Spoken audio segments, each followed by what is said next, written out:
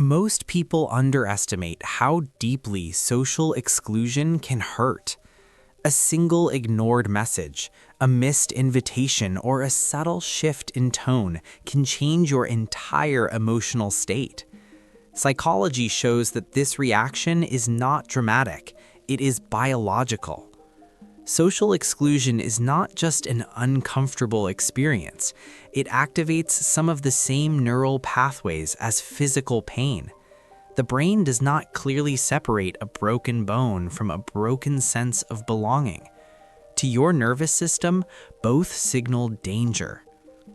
By the end of this, you will understand why being excluded feels so intense, what happens inside the brain when it occurs, and how subtle forms of rejection shape behavior in ways most people never notice. You will also begin to see how exclusion influences relationships, workplaces, and even your own decisions. To understand the dark science behind social exclusion, we have to begin with evolution. For most of human history, survival depended on belonging to a group. Being cast out meant reduced protection, fewer resources, and a higher risk of death. The brain adopted to treat exclusion as a serious threat. That ancient wiring is still active. When someone ignores you or leaves you out, your brain responds with stress. Cortisol rises, heart rate shifts, attention narrows. You become hyper-aware of social cues. This reaction is automatic. You do not choose it.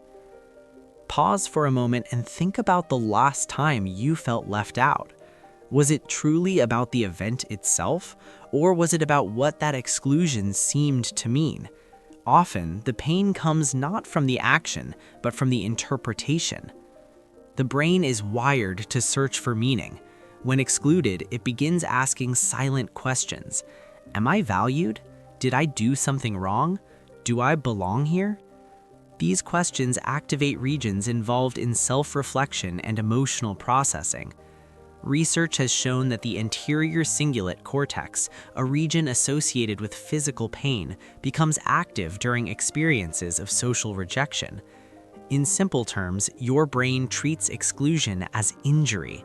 That is why even small social slights can linger in memory. But here's where it becomes darker. Social exclusion does not only create pain, it also changes behavior. When people feel excluded, they often shift into one of two patterns. Some attempt to reconnect quickly. They become more agreeable, more attentive, and more sensitive to social approval.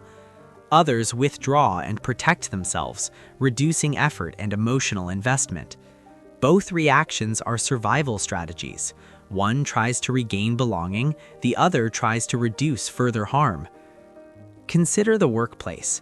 Imagine a team meeting where one person's ideas are consistently overlooked.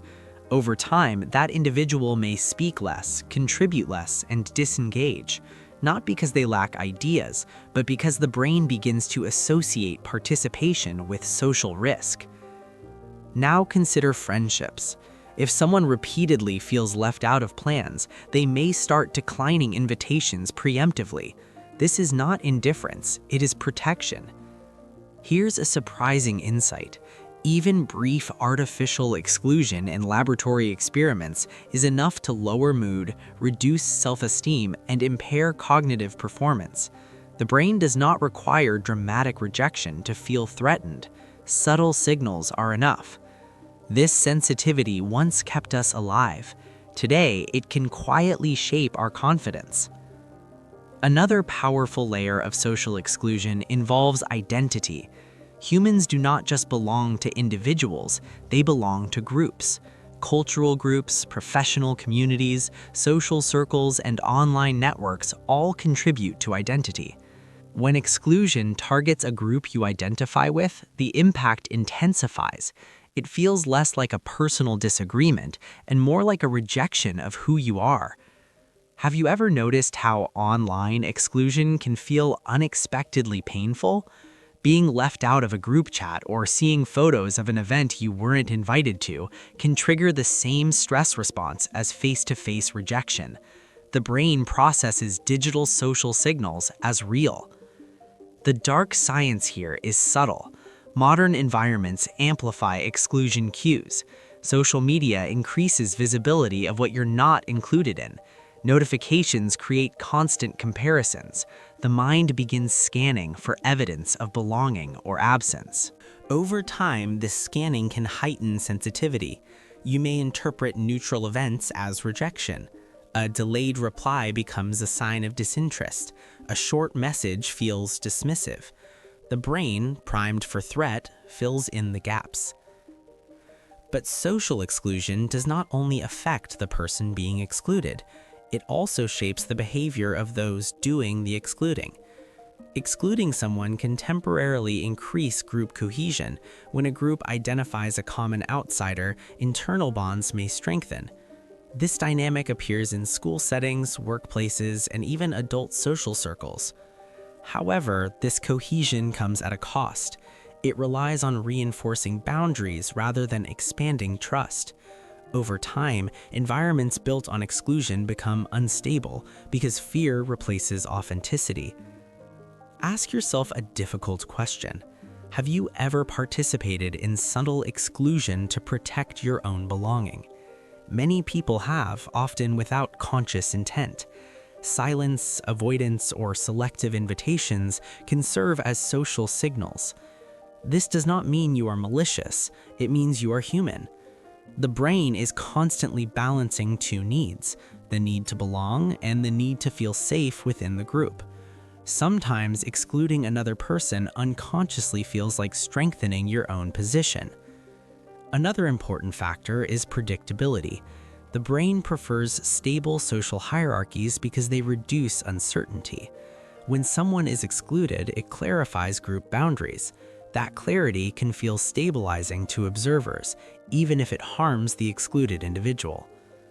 Yet, prolonged exclusion has measurable consequences. Chronic social rejection is associated with increased stress, sleep disruption, and emotional dysregulation. When belonging feels uncertain, the nervous system remains on alert. This alert state drains cognitive resources. Concentration drops, creativity narrows, decision-making becomes reactive rather than thoughtful. Reflect on how you perform when you feel accepted versus when you feel uncertain about your place. The difference is often dramatic. There is also a paradox. People who fear exclusion may alter their behavior in ways that increase the risk of being excluded. Over-accommodation, excessive people-pleasing, or suppressing authentic opinions can create subtle disconnection. When others sense inauthenticity, trust weakens. The very strategy meant to secure belonging undermines it. This is where awareness becomes powerful. Understanding the biology behind social exclusion reduces shame. It allows you to separate instinctive reactions from reality. Not every exclusion is catastrophic. Sometimes it reflects logistical limits, differing interests, or shifting dynamics. The brain may interpret threat where none exists. At the same time, consistent patterns of exclusion should not be ignored. Healthy groups allow space for voice, difference, and reintegration. Environments that repeatedly isolate individuals create long-term psychological strain. Here is a final perspective shift. Social pain is not proof of weakness. It is evidence of how deeply wired you are for connection. The intensity of the reaction reflects the importance of belonging in human survival. The goal is not to eliminate sensitivity to exclusion, it is to regulate it. When you can pause and examine your interpretation before reacting, you regain control.